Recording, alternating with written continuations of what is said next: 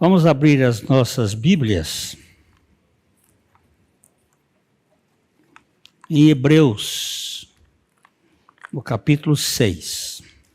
Eu gostaria de falar hoje sobre o olhar do retrovisor à visão do para-brisa. O que isso significa? Nós dirigimos sempre com duas perspectivas. O que está atrás e o que está na frente. A visão do passado e a perspectiva do futuro. A infância da história e a maturidade da vida. O escritor aos Hebreus trabalha com essa igreja, que é uma igreja hebreia, é uma igreja composta de povo hebreu que havia se convertido. Alguns haviam se convertidos e outros tinham sido convertidos. E a gente vai precisar olhar isto. Porque quando você se converte é uma coisa, quando você é convertido é outra coisa. E ele trabalha com esse background histórico e o desenvolvimento em Cristo. A igreja aqui está passando por um momento de pressão, uma perseguição profunda. Nós já tratamos isso em outras ocasiões. E a tendência de alguns era de retrocesso. Na hora do pega, tem a turma que evade. E é nesse contexto que ele está fazendo, a partir do capítulo 5, ele está fazendo uma espécie de parênteses do que ele vinha falando. Então, os versículos 1 a 3, ele diz assim: por isso, esse por isso está ligando o assunto anterior, né? Que ele tinha muitas coisas de dizer e difíceis de entender, porquanto as pessoas haviam se tornado tardias no ouvir, preguiçosas, é a melhor palavra, preguiçosas. Fica no WhatsApp e não escuta. Então ele disse: por isso, pondo de parte os princípios elementares da doutrina de Cristo, deixemo-nos levar para o que é perfeito, não lançando de novo a base do arrependimento de obras mortas e da fé em Deus, o ensino de batismos e da imposição de mãos e da ressurreição dos mortos e do juízo eterno. Isso faremos se Deus permitir. Ô Pai, nós também faremos, se o Senhor permitir, a exposição desta palavra. E nós pedimos ao Senhor que fales conosco e operes em nós, para que em tudo Jesus Cristo receba toda a glória e o teu povo seja edificado e os nossos corações se alegrem com a realidade espiritual da vida de Cristo. É o que te pedimos em nome dele. Amém. Então, queridos, a advertência que começou no versículo 11 do capítulo 5 continua ao longo deste capítulo. Muitos cristãos piedosos. Este é um capítulo, eu quero dizer, esse é um capítulo, uma das passagens mais controversas da Bíblia. Nós vamos entrar nessa controversão mais detalhadamente a próxima vez que nós viermos aqui, a partir dos versículos 4 a 8. Mas esse capítulo tem trazido muitas discussões e muitos cristãos piedosos têm interpretações diferentes sobre o capítulo 6. Por isso mesmo, nós precisamos ser muito cautelosos. Ao falar, nós não temos um tom dogmático. Nós estamos pisando em terreno sagrado e temos que ter muito cuidado. E essa parte inicial, nós vamos apresentar uma explicação que me parece mais consistente com o texto e com o resto do Novo Testamento. Em primeiro lugar, os leitores estão sendo exortados a abandonar os princípios elementares de Cristo. Literalmente, a palavra é abandonar a palavra do princípio de Cristo. A palavra inicial de Cristo. Estou dando aqui algumas traduções. Entendemos que significam as doutrinas básicas da fé cristã que foram ensinadas no Antigo Testamento e que foram concebidas para preparar Israel para a vinda do Messias. Essas doutrinas são citadas aqui nos versículos 1 e 2. São 6 doutrinas, que ele está chamando de elementares. Não são as doutrinas fundamentais da fé cristã. São sim os ensinamentos de natureza elementar que formaram um alicerce para a construção do edifício que é a igreja. Todas essas doutrinas estão aquém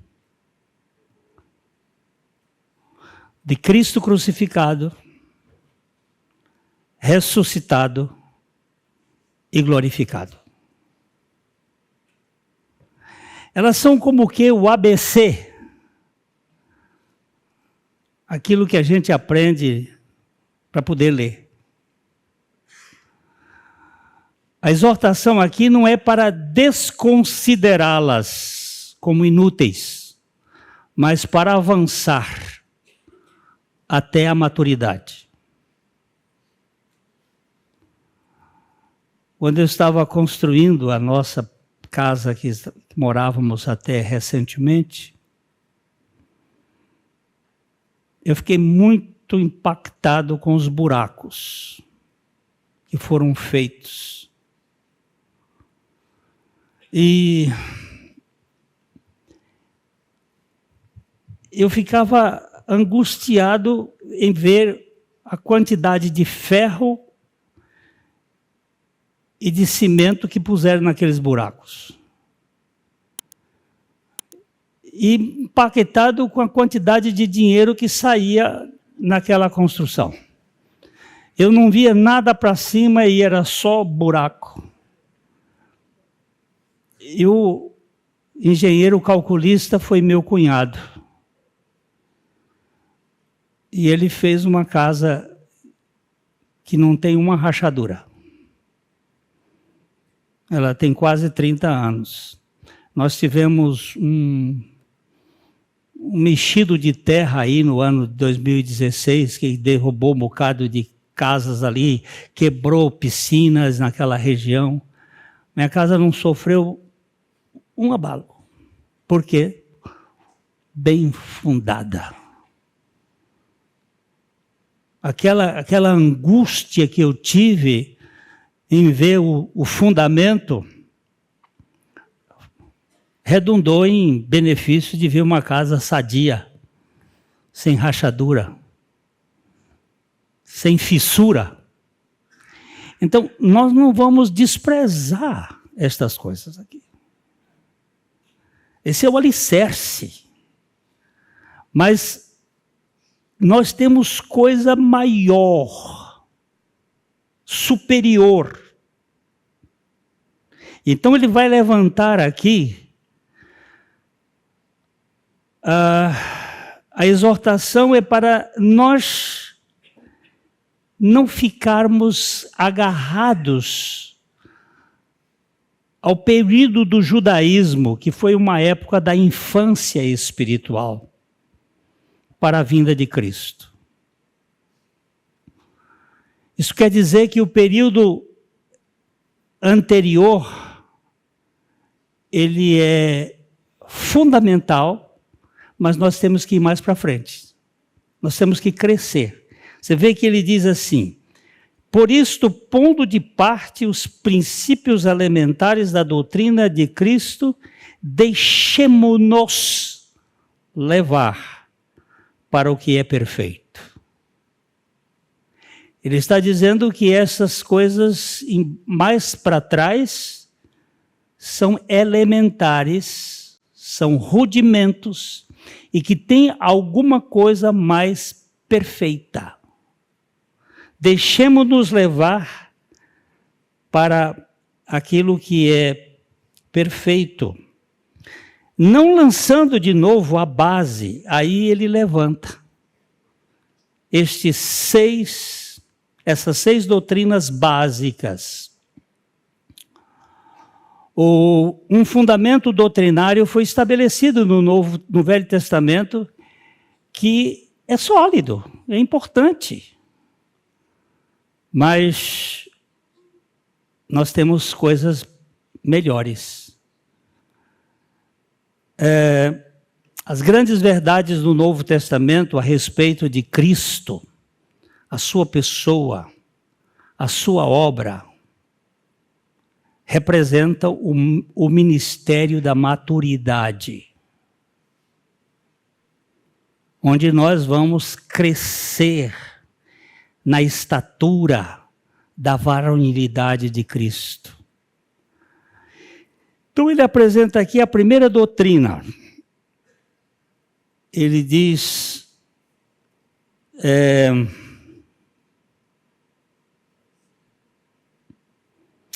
a base do arrependimento de obras mortas.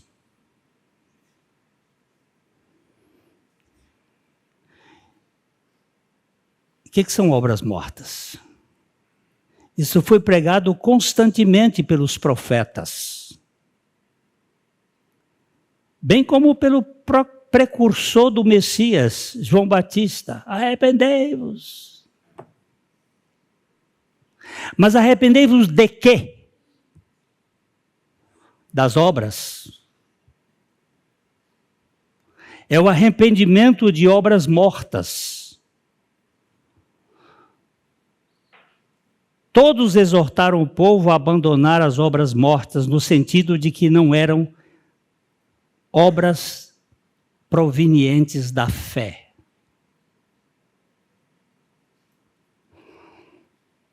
Obras mortas aqui também podem se referir às obras que antes eram corretas, mas que agora estão mortas desde que Cristo veio. Por exemplo, os serviços relacionados com a adoração no templo estão obsoletos. Quando veio a consumação do tempo, quando Jesus bradou no Calvário, tetelestai, pá! O sumo sacerdote perdeu o emprego. O véu do templo se rasgou.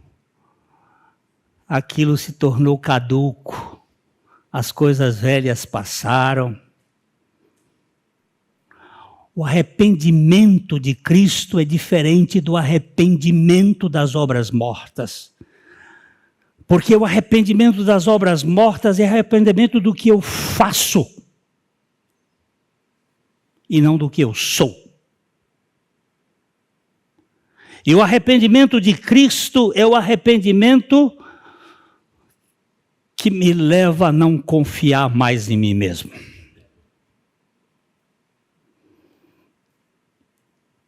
Eu tenho que me arrepender de confiar em mim. Esse é o grande problema do homem, é a sua autoconfiança. Esse é o meu grande problema.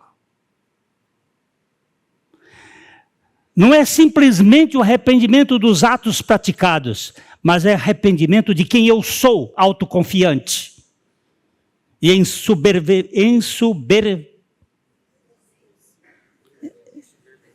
ensoberbecido, arrogante, besta. Eu tenho que me arrepender até do meu arrependimento. E ele vai tratar isso depois do capítulo 4. A segunda obra aqui, o escritor menciona a fé em Deus. Não é? Novamente, esta ênfase é do Antigo Testamento. No Novo Testamento, é quase invariavelmente apresentado como objeto da fé Cristo. Aliás, ele é o autor e ele é o consumador da fé.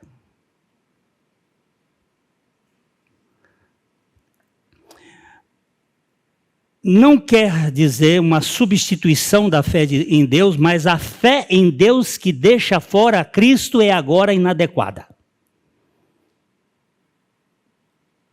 O autor da fé é Cristo. Os demônios creem em Deus e se estremecem,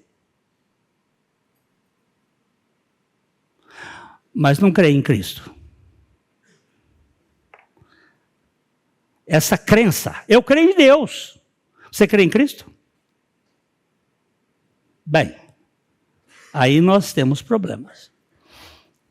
Uma ocasião, meu irmão ia com a sua esposa para a Europa, ele estava lá estava olhando para ver se eu via aqui, mas ele estava lá no aeroporto com um grupo de homens aqui da cidade. E eu cheguei para despedir.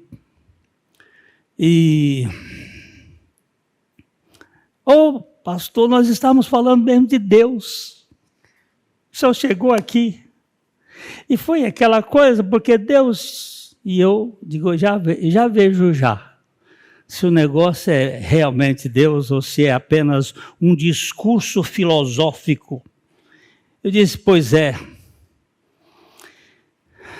O Deus que se encarnou e que se tornou homem e que veio salvar a gente, a ratazana toda espalhou. Não ficou um. Porque o mundo não tem problema com Deus em si, ele tem problema com Cristo. E a fé em Jesus Cristo é jogada de lado. Deus é um nome teórico. É um nome que engloba muitas coisas, mas Jesus Cristo é específico. Ele é o caminho. Ele é a verdade. Ele é a vida. E não é que a fé em Deus não é importante, é que ela é elementar. Chegamos ao clímax. E o clímax é a plenitude dos tempos. Quando Deus enviou seu Filho, nascido de mulher, nascido sobre a lei, para nos resgatar da lei e nos dar a sua vida. Então, o autor está dizendo, olha, isso aqui é importante, mas é elementar. Isso é fundamento. Depois ele vai dizer a terceira coisa. No versículo 2 ele vai dizer o ensino de batismos. Eu dancei aqui em cima disso. O que ele quis dizer ensino de batismos? A instrução sobre batismos não se refere a nenhum batismo cristão, mas a lavagem cerimonial que figurava de forma tão proeminente na vida religiosa dos sacerdotes e do povo de Israel. Você vai olhar na língua grega que a palavra que aparece aqui, batismos, não batismo, é ablução. É a palavra lavagem. É a palavra... como é que você faz assim? Aqueles atos cerimoniais. Aliás, o judeu foi sempre muito beneficiado com esses atos. Na época da gripe espanhola, o povo que menos teve problema foi o judeu, na Europa. Por quê? Chegava da rua, fazia a sua lavagem. Chegava, aquilo são as purificações. Quando um sacerdote entrava, a primeira coisa que tinha lá na frente no tabernáculo era um altar de bronze e uma bacia cheia de água. Eles tinham que se lavar, tinham que se purificar. Então, o que está falando aqui? Isso apontava para Jesus Cristo. Isso aqui, ó, o arrependimento apontava para Jesus Cristo.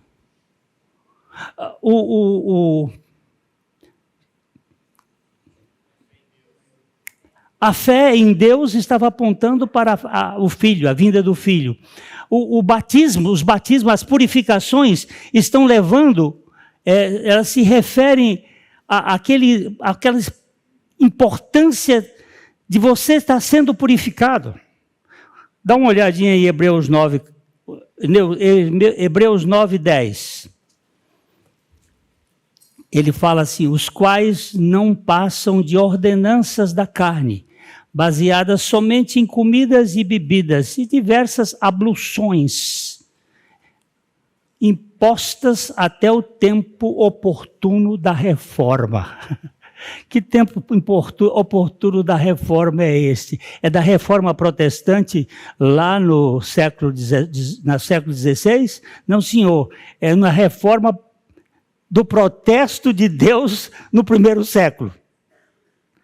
A reforma da cruz. Essas coisas eles eram... E se eu vou apertar aqui na minha Bíblia, abluções, ele vai botar batismos.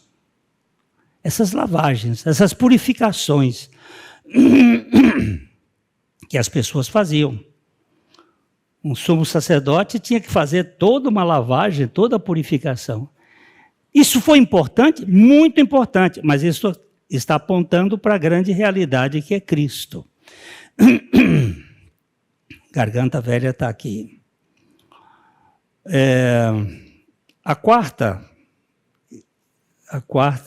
doutrina é a imposição de mãos. Mas é a imposição de mãos de quê? Princípios elementares, doutrinas elementares. Que imposição de mãos é esta? Quando um sacerdote chegava lá para fazer o perdão dos pecados, eu vou descer aqui, a Vanessa vai ser a ovelha e o Márcio vai ser o pecador. O sacerdote fazia imposição de mãos. Pegava a mão direita e botava na cabeça da ovelha. Pegava a mão esquerda, imposição de mãos, botava na mão do pecador.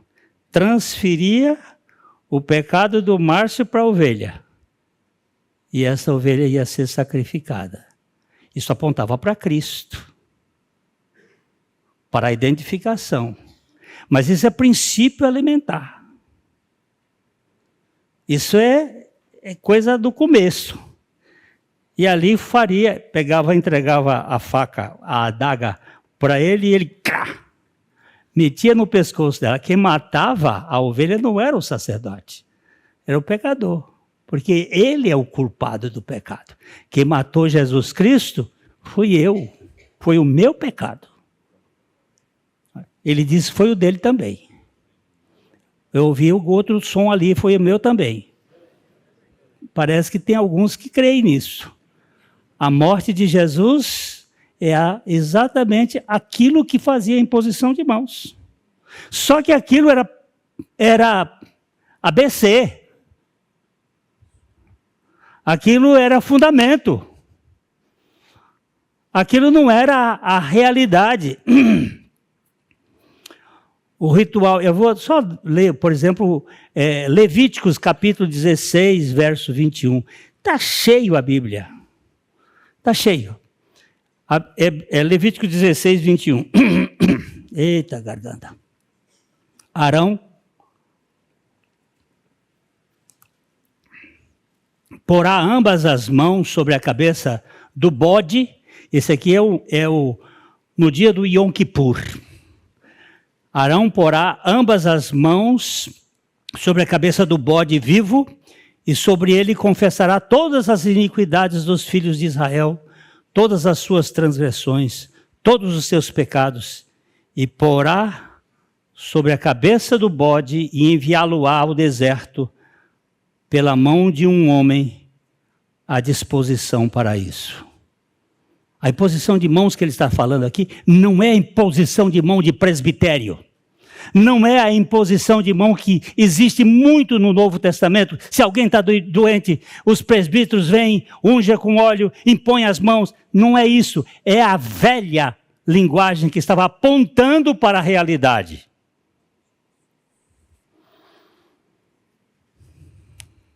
O ofertante ou o sacerdote colocava as mãos na cabeça do animal como um ato de identificação. Na figura, no tipo, o animal carregava os pecados das pessoas que estavam associadas a ele. Essa cerimônia tipificava a expiação vicária de Cristo. A realidade chegou.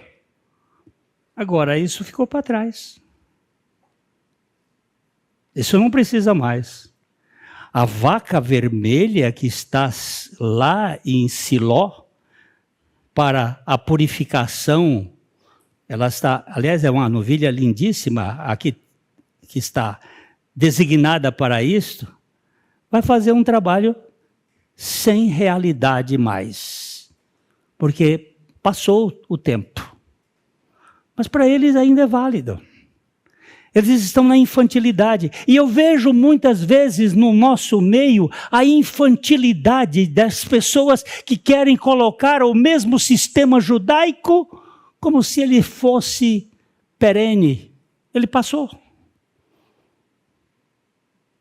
Havendo Deus outrora falado de várias maneiras aos pais pelos profetas, nesses últimos tempos ele nos falou pelo Filho. Ele é a realidade. Ele é a realidade. Então, não acreditamos que haja aqui qualquer referência à imposição de mãos praticadas pelos apóstolos ou pela igreja, quando se consagra alguém, mas a imposição de mãos do sacerdócio velho que caducou, que chegou ao fim. A quinta, a ressurreição dos mortos. Eu tenho vários textos, mas eu não quero me alongar, não, porque o assunto é simples. A quinta, a ressurreição dos mortos é ensinada em Jó, capítulo 19, versos 25 a 27. Jó diz assim, Jó 19, achou? 19. 25. Porque eu sei que o meu Redentor vive e por fim se levantará sobre a terra. Olha, o cara estava num aperto, num cacete, numa dificuldade, Deus tratando ele até a medula, e ele levanta a cabeça e diz: eu sei que o meu Redentor vive.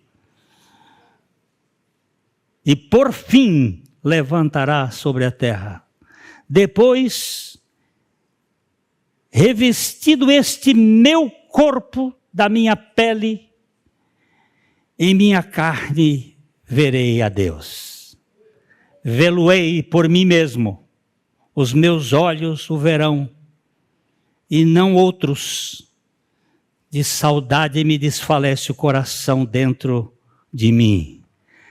O C.S. Lewis tem um livro que ele fala sobre essa saudade que o coração do homem tem de Deus. Mas ele só verá na sua plenitude quando ele receber o corpo glorificado, o corpo ressurreto. Mas aqui está o embrião. Aqui está alguma coisa que está apontando para esta realidade. O Salmo 17, versículo 15, nós temos aqui também a essência da ressurreição. Eu, porém, 17, 15, eu, porém, na justiça contemplarei a tua face. Quando acordar, eu me satisfarei com a tua semelhança. Ressurreição era embrionária. Agora nós temos a plenitude. 1 Timóteo, capítulo 1, versículo 10. 1 Timóteo 1, 10. E manifestada agora pelo aparecimento de nosso Salvador, Cristo Jesus, o qual não só destruiu a morte, como trouxe à luz a vida e a imortalidade mediante o Evangelho. Eu disse primeiro, mas é segundo, né? Perdão. 2 Timóteo. Então vamos ler outra vez. 2 Timóteo. E manifestada agora pelo aparecimento de nosso Salvador, Cristo Jesus, o qual não só destruiu a morte, como trouxe à luz a vida e a imortalidade mediante o Evangelho. Hoje, nós vivemos no perímetro da ressurreição, não como uma imagem. Eu tenho certeza que este corpo artrítico, artrosado, que eu estou vivendo, vai ficar supimpa, um corpo de glória, por causa da ressurreição do meu Senhor Jesus. E eu vou ficar agora preso àqueles rudimentos? Não, nós temos que caminhar. Aquilo foi importante, mas nós temos que caminhar para coisas mais largas, mais ricas, né? O que foi visto apenas indistintamente no Antigo Testamento é claramente revelado no Novo Testamento. Eu fico olhando a cara do Tomé naquele segundo domingo, depois da ressurreição, depois daquele comentário bizarro dele, quando os seus colegas, os seus 10 irmãos disseram assim: nós vimos o Senhor ressuscitado. E o Tomé dizia: se eu não enfiar o dedo no buraco lá, na mão e no lado, eu de modo nenhum crerei. E o Senhor da graça, que não tripudia, mas esclarece, chega para ele e diz: vem cá, meu filho, enfia a sua mão aqui, enfia o seu dedo aqui. Isso aqui não é fantasma, isso aqui é um corpo que tem carne e osso. E o Tomé grita: ó Senhor Deus, Senhor meu e Deus meu. E Jesus dá um pito nele e diz: porque você me viu crer? Creste? Bem-aventurados os que não viram e creram. Oh Deus, bem-aventurado sou eu, que pela tua palavra o Senhor me deu fé para eu crer que nós não vivemos no perímetro da morte, mas da ressurreição. Quando eu vou fazer um velório de um crente, dá vontade de sapatear, de dançar ali, porque não está morto, apenas dormiu e ressuscitará. Isso é profundo, isso é glorioso. Aquela doutrina lá era importante. Você sabe que Jesus é as primícias da ressurreição. Não houve nenhuma ressurreição antes dele. Houve ressuscitação. Você tem que fazer essa diferença. Ressuscitação é uma coisa, ressurreição é outra. Ressuscitação é um defunto morto que volta a viver a sua vida. Ressurreição é alguém que morreu e passa a viver outra vida. Não mais a vida do sangue. É a vida da eternidade. E hoje nós vivemos na esperança da ressurreição. Quando você encontrar a palavra ressurreição ali na Bíblia, principalmente em Paulo, caça que esperança está por perto. Pode procurar ali que tem a esperança em algum cantinho ali, porque ela trouxe alívio para os desesperados. Nós vamos ressuscitar. A sexta verdade, a sexta doutrina é o julgamento, o juízo eterno. Isso é certo. Não escapa não, meu filho. O juízo eterno. Quem crê será salvo. Quem não crê já está julgado. E o juízo é eterno. Não tem alternativa. No Salmo 9, versículos 17, a palavra de Deus vai dizer assim: os perversos serão lançados no inferno, e todas as nações que se esquecem de Deus serão lançados no juízo eterno. Eu tenho um sobrinho muito preparado, direito, juiz, foi desembargador, e ele estava numa posição assim de leniência com a fé. A pastora Borchaim chegou para ele e disse: doutor, o senhor está estacionado num lugar perigoso.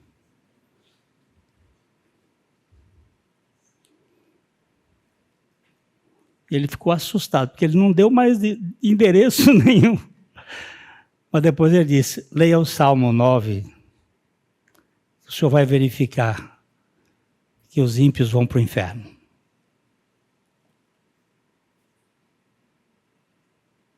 O juízo é eterno. Mas aquilo ainda estava lá em semente, agora já está em realidade. Aquele que crê não será julgado, mas aquele que não crê já está condenado. Então, queridos, esses primeiros princípios representavam o judaísmo e eram preparatórios para a vinda de Cristo. Os cristãos não deveriam continuar a contentar-se com isso, mas deveriam avançar para a revelação mais completa que agora tem em Cristo Jesus. Os leitores são instados a passar da sombra para a substância, do tipo para o antítipo, da casca para o caroço, das formas mortas da religião dos seus antepassados às realidades vivas de Cristo. O autor expressa o desejo de ajudá-los nisto. Eu quero que vocês saibam que eu quero mexer com isso, mas nós precisamos andar mais para frente. E usufruir de todos os benefícios que nós temos em Cristo Jesus. Porém, o fator limitante estará sempre do nosso lado, não do de Deus, porque tudo já foi feito. Eu vou dar uma historinha que eu já contei aqui para vocês há algum tempo. Em uma cidade dos Estados Unidos vivia um homem com sua esposa e 3 filhos, que agora estavam servindo ao país em guerra.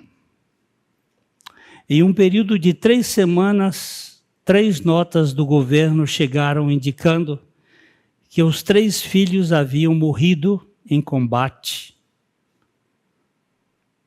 e estavam desaparecidos. Foi um golpe terrível para a família. Você imagina? Você tem 3, você tem 4. Perder, no caso seu, seriam os 4. Os 3 filhos homens daquela família, todos mortos. Cada semana um. Mal passava o luto do enterro mental, porque lá ele estava lá no... Foi um golpe terrível. A Páscoa estava se aproximando e os vizinhos se perguntaram se o casal iria comparecer à celebração na igreja. Pertinho ali, a Páscoa, será que vamos para a igreja? Será que eles vão à igreja? Na congregação, um garotinho, no dia da Páscoa, lá estavam eles. Na congregação, um garotinho sentou-se atrás dos pais que estavam com o coração partido e ficou observando. O menino havia ouvido falar da tragédia e observou a família durante todo o culto. Ele os viu abrir o inário e cantar com alegria o cântico. Cristo já ressuscitou. Ele viu o casal orar e participar da leitura sobre o triunfo glorioso de Cristo sobre a morte. O menino ficou perplexo. Depois veio a arrecadação de ofertas, e quando os diáconos passaram a salva, os olhos atentos do menino viraram para o homem e viram que ele sabia que ele era realmente pobre e depositou uma quantia generosa. O menino não aguentou e puxou o pai que estava do seu lado e sussurrou no seu ouvido: Pai, eles devem crer mesmo nisto. O que você quer dizer, meu filho? Bem, eles devem realmente crer na ressurreição. Estão aqui, cantaram hinos com alegria, leram a Bíblia, e pense nisso, pai, até deram uma boa quantia de dinheiro. Pai, eles devem acreditar nisto.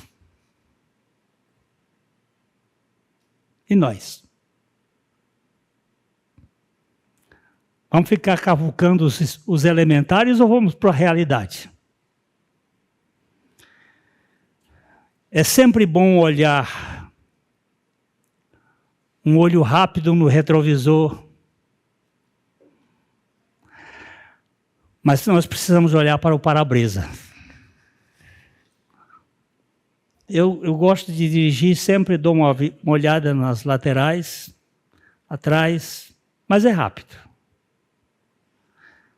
Mas você não vai me ver olhando para as placas de rua, para as lojas. Minha esposa até de vez em quando me pergunta: você não já viu isso aqui? Eu nunca vi, porque eu estou dirigindo.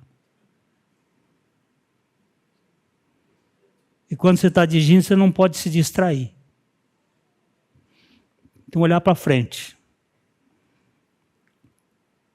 Não podemos olvidar o passado, mas o nosso objetivo é o futuro.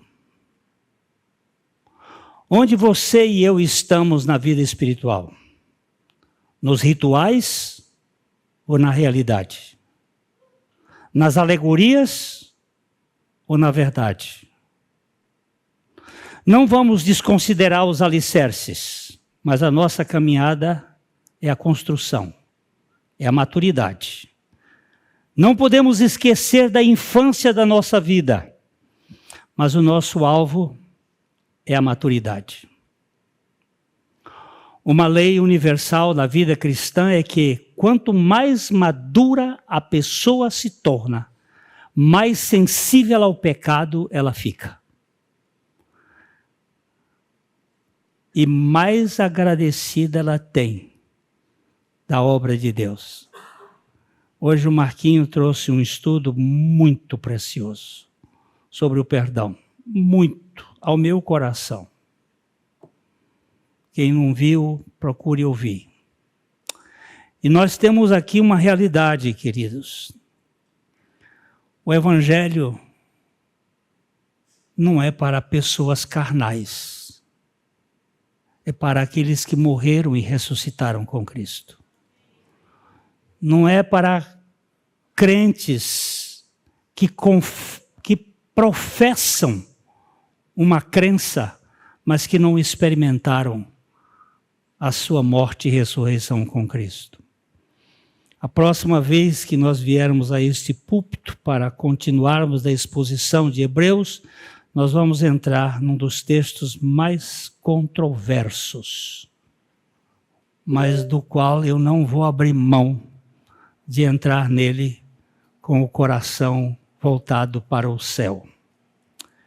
Esses próximos domingos que nós vamos trabalhar, vamos dividir em 3 partes. A primeira parte é o perigo de uma vida espiritual na carne.